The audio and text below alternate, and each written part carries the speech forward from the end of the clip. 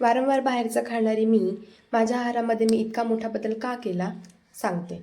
PCOD, हो, polycystic ovarian syndrome. वारंवार गळणारे केस, चेहऱ्यावरती म्हणजेच गालावरती, विशेषतः ओठांच्या वरती येणारे वाढणारे केस, वाढतं वजन, पोटाचा वाढलेला घेर आणि महत्त्वाचं म्हणजे वारंवार होणाऱ्या हार्मोनल इम्बॅलन्समुळे होणारे मूड स्विंग्स. असंही नाही आहे की मी कुठल्या प्रकारची ट्रीटमेंट घेतलेली नाही आहे, कुठल्या डॉक्टरांचा सल्ला घेतलेला नाही आहे.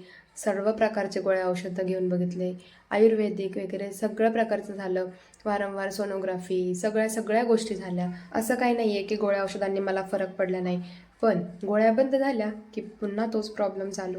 त्यामुळं मग मी ठरवलं की आता आपण फक्त लाईफस्टाईल चेंज करायची आणि इथून पुढे कुठल्याही प्रकारच्या गोळ्या घ्यायच्या नाही, कारण ह्या सगळ्या गोळ्या असतात बर्थ कंट्रोल पिल्स.